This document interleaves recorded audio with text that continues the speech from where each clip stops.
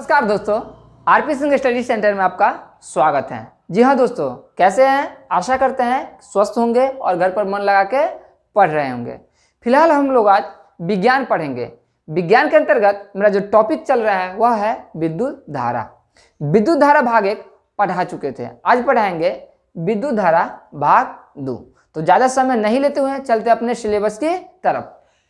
पहला जो क्वेश्चन बन रहा है वह है विभवांतर किसे कहते हैं। विभवांतर, तो देखिए जो शब्द होता है उसी का क्या होता है, अर्थ होता है। तो शब्द यहाँ पे होता है विभवांतर। बाबा जी बोर्ड पे कहाँ देखना है, बोर्ड पे। विभवांतर क्या निकल के आ रहा है शब्द, विभव। क्या निकल के आ रहा है, विभव। अजोर अंतर यानी विभवांतर, यानी दो विभवों के बीच की दूरी को हम विभवांतर कहते हैं। क्या कहेंगे परिभाषा में, दो विभवों के बीच की दूरी को हम विभवांतर कहते हैं। ऐसे भी लिख सकते हैं या ऐसे भी लिख सकते हैं इकाई धनावेश को एक बिंदु से दूसरे बिंदु तक ले जाने में किए गए कार्य की मात्रा को हम विभवांतर लिखेंगे। कहीं कोई दिक्कत नहीं है। बात क्या है, बराबर है। बात क्या है, बराबर ही है। मार्क्स आपके नहीं कटेंगे, मार्क्स क्या होंगे, बराबर ही आएंगे। बात यह है कि आपको याद कौन सा हो रहा है, ठीक ना। तो चलिए लिखते हैं विभवांतर किसे कहते हैं। क्या कि एग्जाम में सबसे पहले क्वेश्चन के ऊपर में लिखा रहता है विद्यार्थी यथासंभव अपने ही शब्दों में उत्तर दे। तो आपको जैसे सहूलियत है वैसे लिख सकते हैं। तो चलिए विभवांतर किसे कहते हैं, तो उत्तर में लिखेंगे इकाई धन आवेश को, इकाई धन आवेश को, इकाई धन आवेश को एक बिंदु से, इकाई धन आवेश को एक बिंदु से, एक बिंदु से दूसरे बिंदु तक, दूसरे बिंदु तक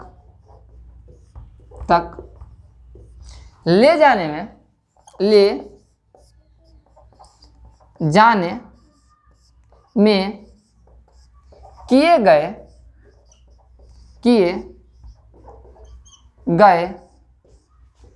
कार्य की मात्रा को हम विभवांतर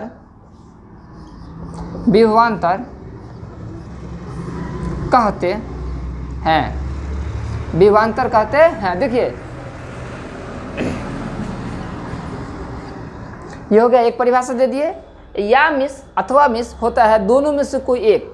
आपको दो दिया रहेगा, आपको कितना चूज करना है, एक। आप ये पहले वाला लिख लीजिए या दूसरे वाला। दूसरे में क्या बताए थे कि दो विभवों के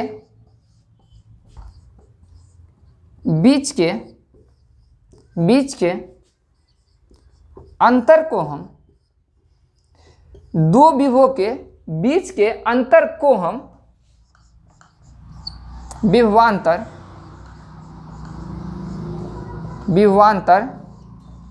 कहते हैं। चलिए आगे में स्टार पॉइंट्स लिखाएंगे इसका कि विभवांतर का ऐसा मात्रा क्या होता है, वोल्ट होता है। फिलहाल आप इसे क्या कीजिए, लिख लीजिए। चलिए सब्जेक्टिव हो चुका है, सब्जेक्टिव हो चुका विभवांतर किसे कहते हैं। वहां से कुछ हम स्टार पॉइंट्स लिखते हैं। स्टार पॉइंट क्या होता है, 50% ऑब्जेक्टिव और 50% सब्जेक्टिव। यानी 80 नंबर का अगर विज्ञान का परीक्षा हो रहा है तो 40 नंबर का ऑब्जेक्टिव है और 40 नंबर का क्या है, सब्जेक्टिव है। तो चलिए थोड़ा विभवांतर से संबंधित हम ऑब्जेक्टिव को पढ़ लेते हैं। पहला लिखते हैं विभवांतर का जो SI मात्रक होता है वो होता है वोल्ट। तो लिखेंगे विभवांतर का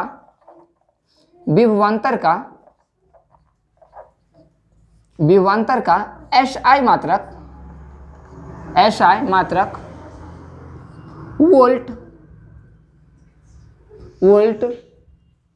होता है। अब देखिए क्या है वोल्ट, क्या है वोल्ट।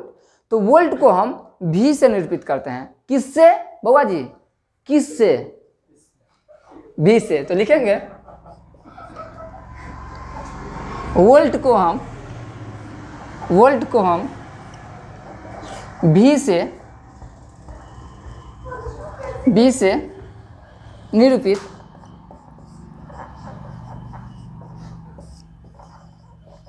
करते हैं। अब देखिए, विभवांतर को हम वोल्ट से मापते हैं। विभवांतर को किससे मापते हैं?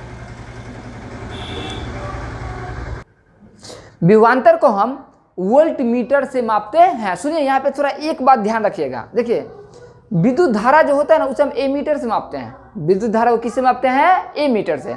और विभवांतर को हम वोल्ट मीटर से मापते हैं। विभवांतर को हम किससे मापते हैं? तो विभवांतर को हम, इसे आप क्या कीजिए, आप नोट कर लीजिए। तो अब हम नेक्स्ट क्वेश्चन की तरफ बढ़ते हैं। अब देखिए, विभवांतर का SI मात्रक वोल्ट होता है। विभवांतर का SI मात्रक वोल्ट होता है। अभी अभी बता चुके हैं, सही बात बता रहे हैं, अभी अभी क्या हुआ है, बता ही चुके हैं, ठीक ना। तो विभवांतर का जो SI मात्रक वोल्ट होता है। अब पूछ रहा है नेक्स्ट जो मेरा क्वेश्चन है, 1 वोल्ट की परिभाषा देते। ये जो है बोर्ड मॉडल क्वेश्चन है। क्या है? बोर्ड मॉडल क्वेश्चन है। क्यों? क्योंकि SI मात्रक को भी बोल रहे हैं यहाँ पे परिभाषित कीजिए। ठीक, जैसे विद्युत धारा में एम्पियर, 1 एम्पियर को परिभाषित किए थे, उसी प्रकार 1 वोल्ट को परिभाषित करेंगे। तो देखिए, 1 वोल्ट किसे कहते हैं? यदि 1 कूलम आवेश को एक बिंदु से दूसरे बिंदु तक ले जाने में किए गए कार्य की मात्रा 1 जूल हो, तो उन दोनों बिंदुओं के बीच का विभवांतर 1 वोल्ट होता है। तो चलिए इसे हम लिखते हैं। यदि 1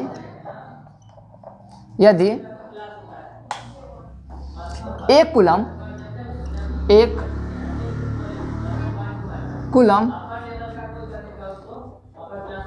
आवेश को, यदि 1 कूलम आवेश को एक बिंदु से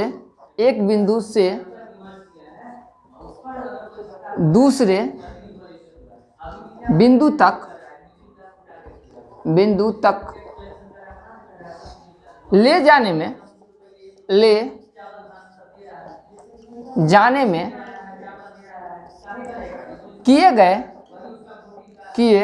गए कार्य की मात्रा, यदि 1 कूलम आवेश को एक बिंदु से दूसरे बिंदु तक ले जाने में किए गए कार्य की मात्रा 1 जूल हो, तो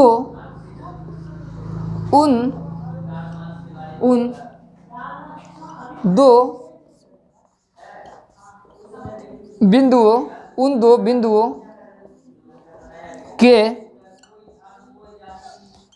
का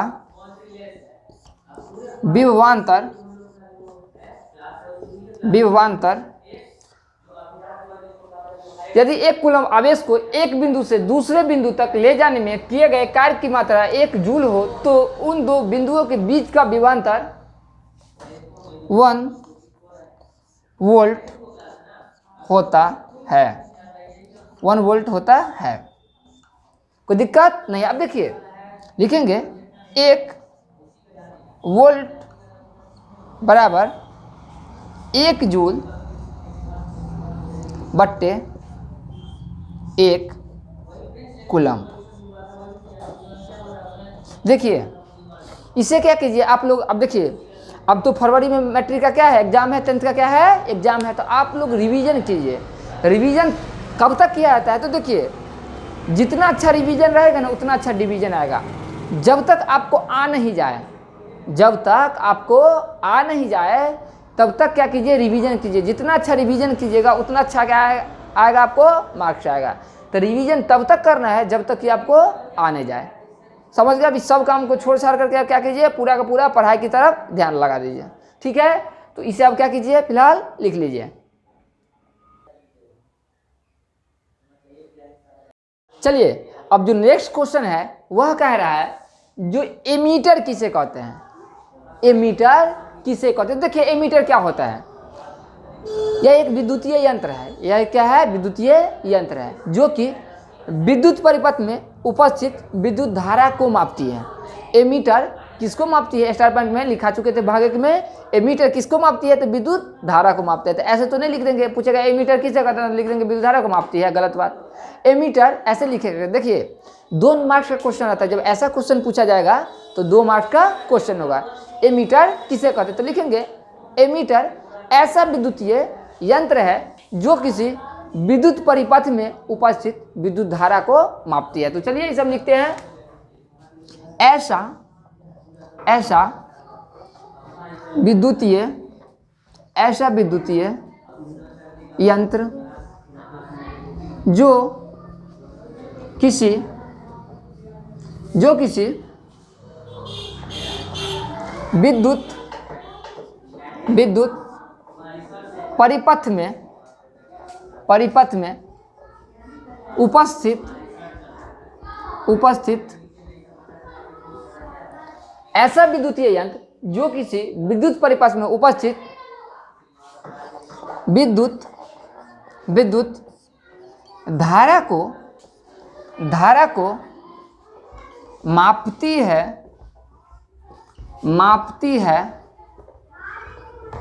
उसे ही हम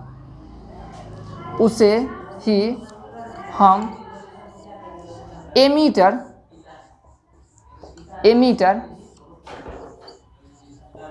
कहते हैं।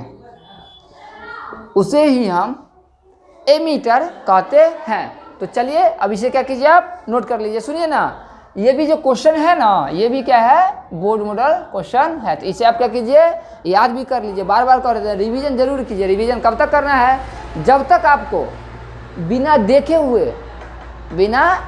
हुए उसे लिख नहीं देंगे या किसी को सुना नहीं देंगे, तब तक आपको रिवीजन करना है।